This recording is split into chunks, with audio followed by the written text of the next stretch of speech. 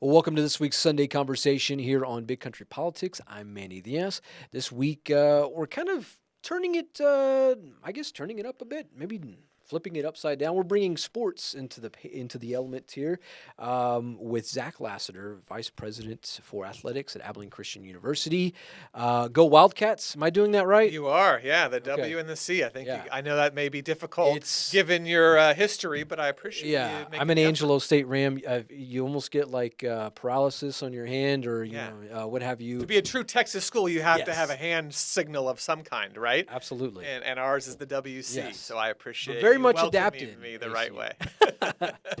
Well, today really kind of want to talk about this House versus NCAA settlement, the name, image, and likeness. We had on a fella, probably a little more than a year ago, and he was talking about name NIL and things Yeah. like that. And it's of course it's evolved. It's very different now. That's a year ago. So this I know we were talking about this. None of us are Supreme Court justices. None of us are attorneys at law. Yeah. But tell me, from the perspective of the vice president for athletics at ACU, what is this House versus NCAA settlement? Yeah, we were joking earlier, but my political science degree it comes in handy, right? Because Yes. you are trying to interpret all the different pieces of this. I think at a simple level, we're in a very transformational time in college athletics. Like you and I grew up, and college sports was amateur sports, and there was this very much a very hard line between pro sports and college sports. Right. And in many ways, the college athletes weren't able to receive the same benefits of whether it was pro athletes or even of other college students. And I think what we've recognized and what's happened is these athletes and others have said, why shouldn't those athletes be able to participate and take advantage of things no different than the regular student?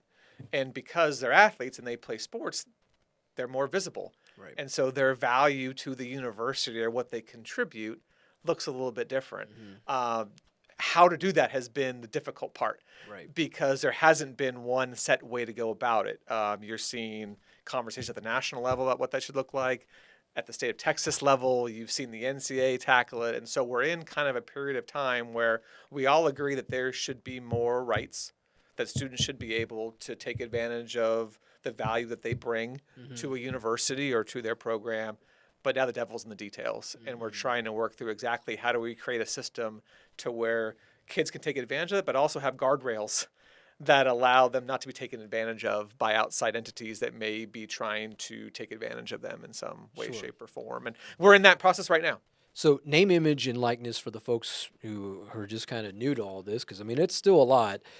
Shoot, just 10 years ago, what name, image, and likeness was could have been a Jeopardy question, But this is a way for now, student athletes to make money off of their NIL at that point. Yeah. So how does this NCAA settlement? How does this differ from NIL? Yeah, this is allowing the university to play a larger role in that conversation. Prior to this settlement, the university could not participate. It had to be directly between a student athlete and an outside entity. And there was no regulation of what that looked like. That created a lot of challenges. So a student athlete could go out and have a conversation with a company like Gatorade and say, hey, I'd like to be able to help you sell your product. Is there a relationship there? The university couldn't participate in that. There were rules against that. And what the House settlement is saying in a large scale is, let's bring the university back involved to some degree. Let's create opportunities for universities to regulate that. And let's make sure that when student athletes are entering into these kind of agreements, whether it's a revenue share agreement, a name, image, and likeness agreement, that there's some regulation and some quality control that's put into place. Yeah. And this is really a long time coming, in my opinion. I think it's a good thing, to where this was a settlement between the attorneys and the NCAA trying to figure out how do we create something together. Right. And that's where, for the first time, we can now help student athletes and navigate that in a way that benefits them. Yeah. I know I mentioned, 10 years ago. That's what, 2015. That doesn't seem that long ago. But, even if you go a few years before that, you begin to run into the Johnny Manziels of the world who really kind of just blew this door open with just a massive box of dynamite. How much did he change this whole conversation? I don't know if any one person changed it. I think there was overall a recognition that if coaches are going to be making this amount of money, Okay. right, if the universities are using athletics as a launching pad, as a way to drive awareness to their university, the labor part of that, what do they get? And at some point, the thought was just getting a free education wasn't enough. That there needed to be a reset of the value proposition. And in theory, the student athletes deserve a little bit more the benefit of the value that they bring back to the university, bring back to that. And so that's where we're at. Now, what that value is the difficult part, right? Because a football player like Johnny Manziel is probably going to drive more economic value to Texas A&M than the track student athlete at Texas A&M. But in the old model, they would receive the same benefits because all they could receive was a scholarship to Texas A&M. And so I think what John and others recognize is, hey, my value is fairly significant. Sure. There should be a recognition of that in some way. Unfortunately, when he was there wasn't, right? He kind of went in a different direction. Yes, he did. But I do think what we're trying to find, well, how do we let the next generation of folks like Johnny and others who want to be able to take advantage of the time that they're in college, they're in a highly visible sport, right? You and I talk about sports all the time as a major part of the American ecosystem, whether we like it or not. And so there needs to be some way to be able to figure this out without them feeling as though they're breaking rules as they went about it. I think that's the difference now. That makes sense. In where we are. Let's create rules that allow these student athletes now to be able to take advantage of those opportunities. If businesses want to work with them, why would we want to stop them from doing that? In the old model, we said, no, you can't do that. Why? Well, because you can't. Yeah. So how do you balance all this out? I mean, it's because you're seeing other schools, I mean, Texas Tech softball team. I mean, you can make the argument that they bought their way to the College World Series, or you're seeing a lot of other teams, a lot of schools that are really putting a lot into their NIL programs. The University of Arkansas, one of those with their basketball programs. How does ACU compete with something like that? There's always been a resource gap between ACU and the University of Texas. Now, I would say that resource gap was measured by the size of their football stadium, right? Or the size of how much they pay their football coach compared to how much we pay our football coach. So the idea that there's a level playing field, I don't feel like has ever been in play. The only thing that's fair is when I know at the first game this year, we play 11 people and they play 11 people, right? And the score is 0-0. So that's the only level playing field that I ever subscribe to. In terms of how we fit in, no different than how we think about how we hire coaches, how we build our facilities. Now we've got to think about how do we recruit and retain student athletes in a way that's consistent with our mission. I don't feel as though that's any different. It's just a different part of the industry that we're trying to figure out what that looks like. Because there's still a lot of young people who love to play sports, and college is a great opportunity for them to do that. And so we're rarely competing head-to-head with, you referenced Texas Tech. It's pretty rare that Texas Tech and ACU are recruiting the exact same student athlete at the exact same time. Okay, well, that makes sense. Right, there's a time where we recruit student athletes who are at Texas Tech, and there are a time where Texas Tech recruits student athletes who are at ACU. But we rarely are going up against them at the same point in the same time. At the same recruit that may be a 4-star recruit, whatever, what have you. Yeah, or someone who was really, really talented when they were a junior in high school.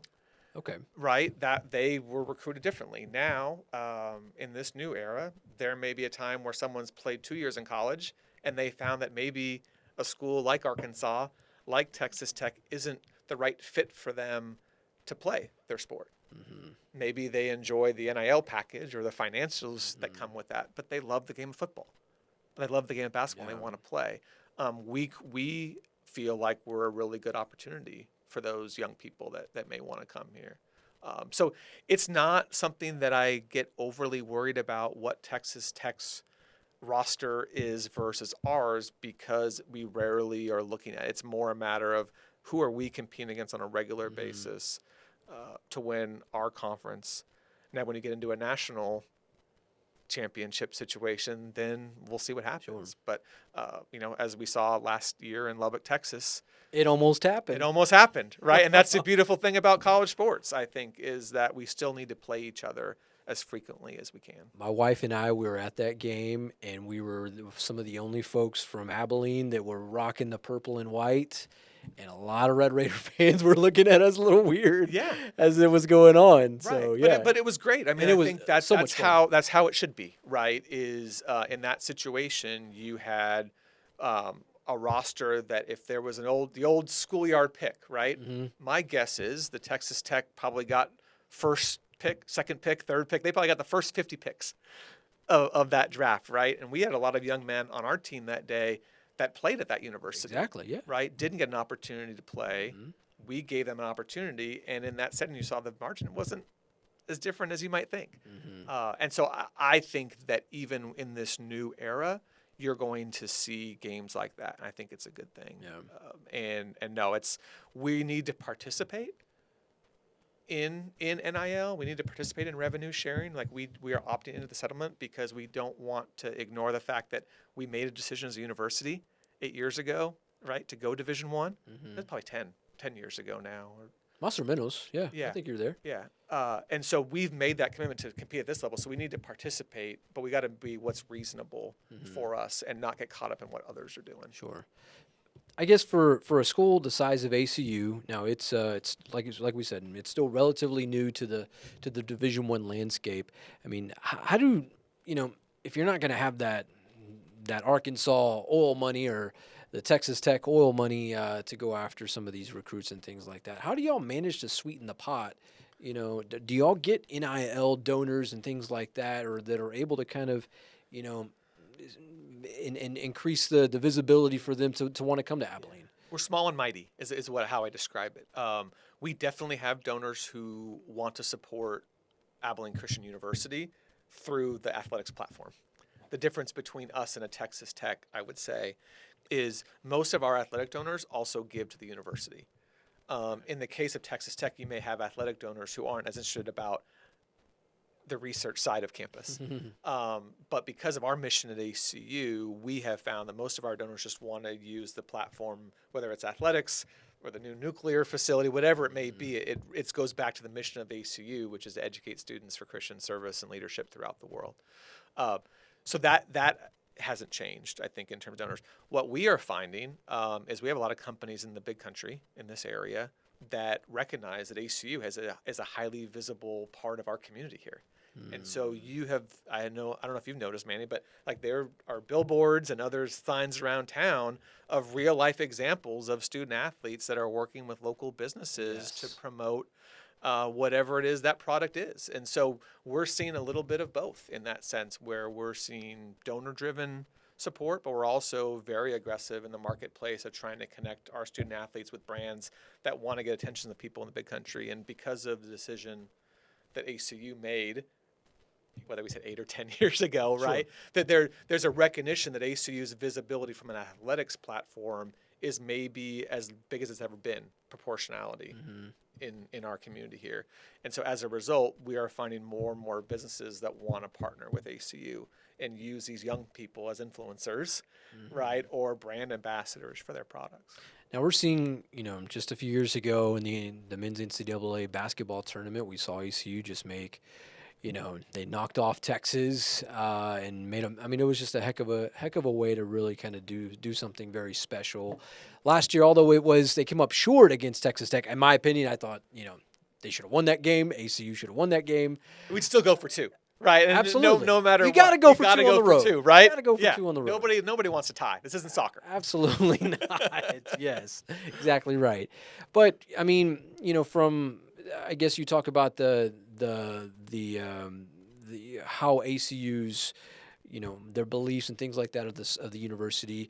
Will we ever see ACU compete on a level, in terms of being able to get some of these star athletes here, or is that, or is it something that's what, we're good with this. We still have our core values. We want to really maintain that.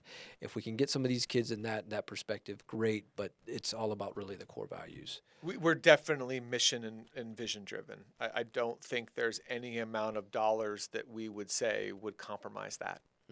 I think that our board is committed to that. Dr. Schubert's committed to that. I'm committed to that. Our coaches are committed to that. Like there's a scoreboard that we use at ACU that is probably going to be different than what 99% of the teams that compete against us. And we're okay. That's not us judging them, but it's more us being confident that we're going to be about spiritual development, academic success, and competitive excellence. Yeah. And we're not going to compromise the first one for the last two. Yeah. I don't think that limits our ability to compete at the highest level. I really don't. So to your question, what is the ceiling? I don't think we know.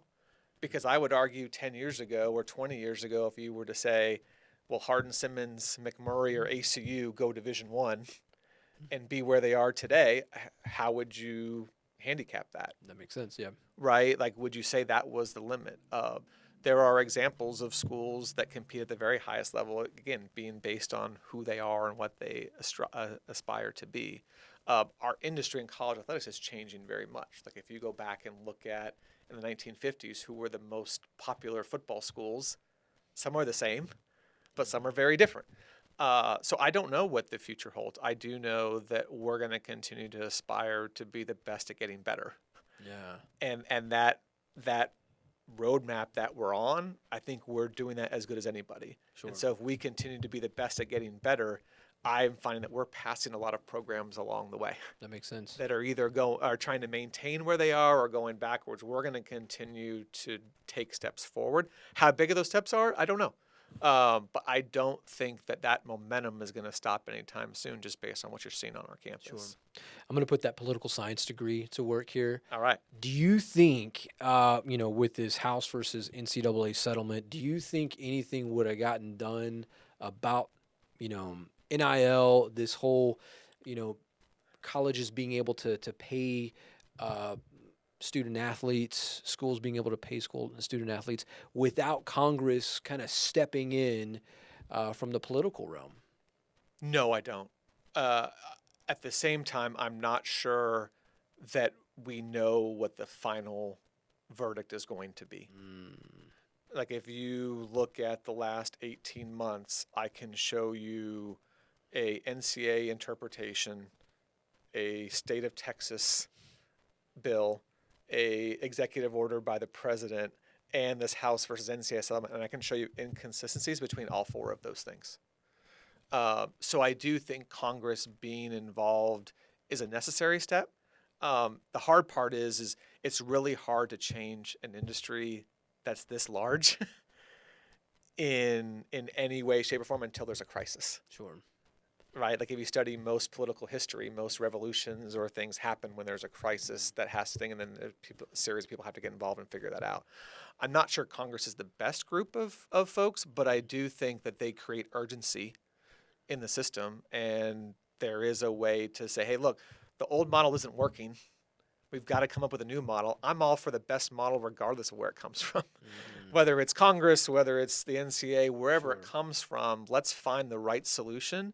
And so I think Congress has been a positive influence in the process because it's getting more people talking about where do we want to get to and what that looks like. Do you think we experience anything like what we saw with SMU, Reggie Bush at USC, Pete Carroll at USC, if something like this was in place during those time periods of college football? I think this would avoid those situations. I think that's the goal, is just to try and create a system to which people can take advantage of who they are in the college sports ecosystem, where they are at that point, whether it's a coach, whether it's an athletic director, whether it's a student athlete. I think everyone deserves to be able to maximize their value while they're part of this time of their life. And if you tell people they can't do something, Well, that doesn't go real well. no, it doesn't. But if you tell, I have kids, if I tell them you can do whatever you want, that doesn't go really well either. right? So we've got to find that middle ground to be able to say, hey, everyone deserves an opportunity to maximize their value. How do we create that? Now, will there be people that will always test the system? Of course. Yeah, absolutely. Right. Will there continue to be court cases? Of course. Like, one of the things that is a consistent thing in the United States, if you don't like the answer, is you have a judicial branch that allows you to challenge the status quo. So no, I don't think that the court cases will change, but I think the spirit of what a lot of the references you made was a recognition that the system was not built for everybody. It was slanted towards the adults, and it wasn't slanted towards the student athletes.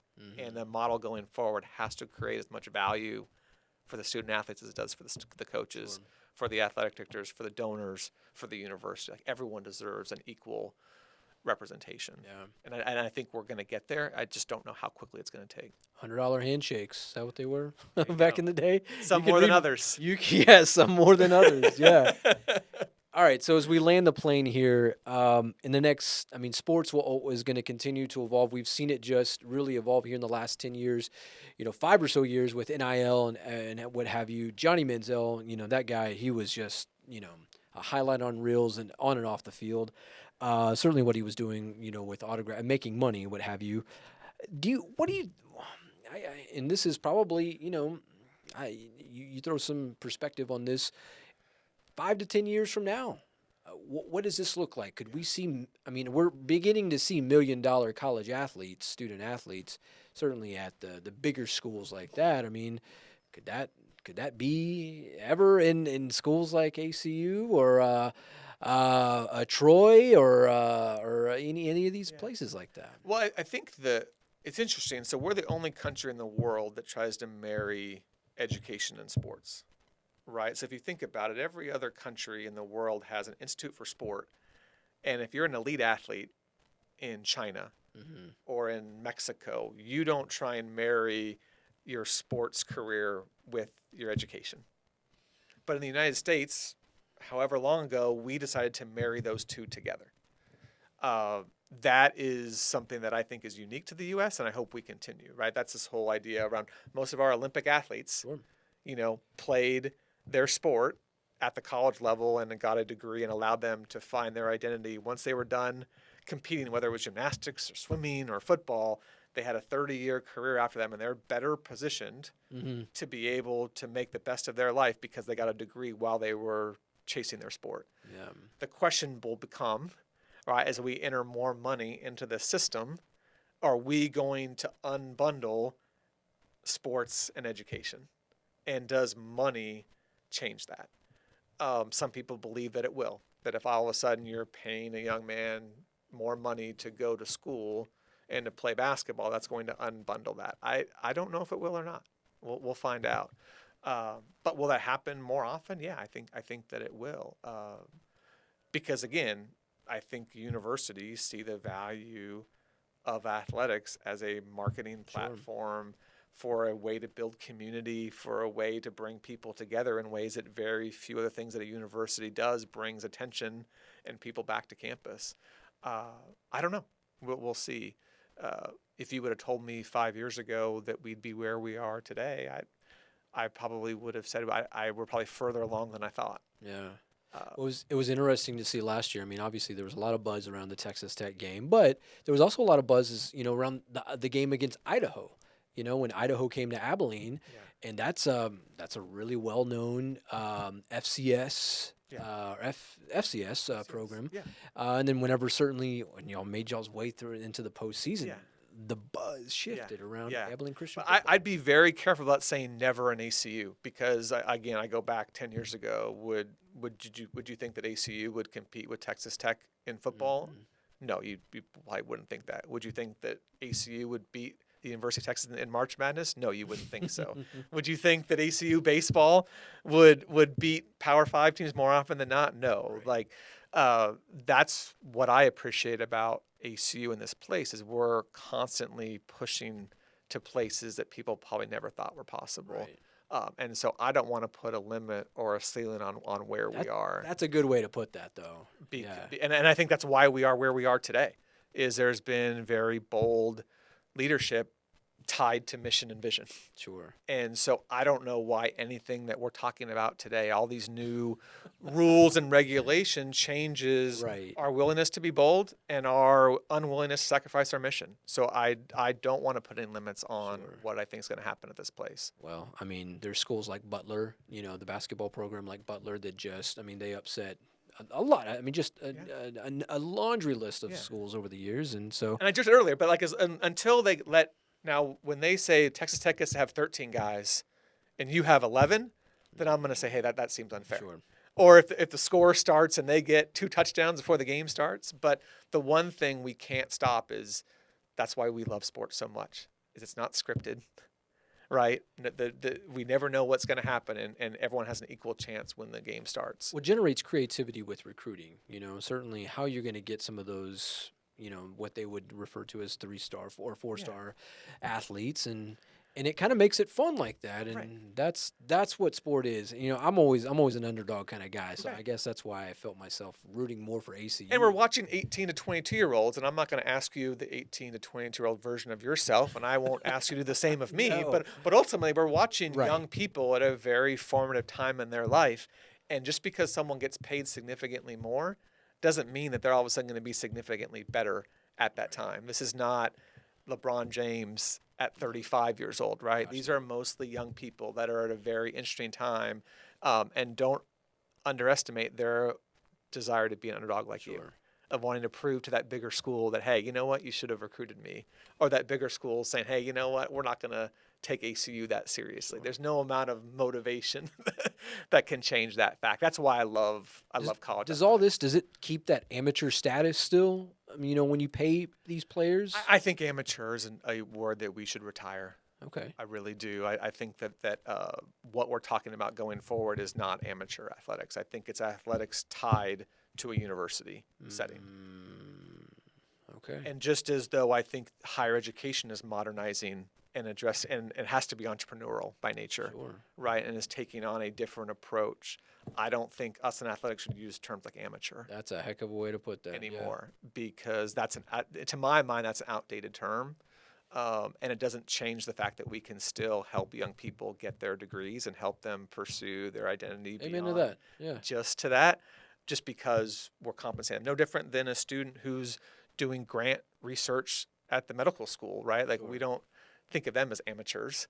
No. They not can at get grants. They provide value in that way. So I know some of my folks in my profession may disagree with that, but that's Zach Lassiter, citizen opinion on that.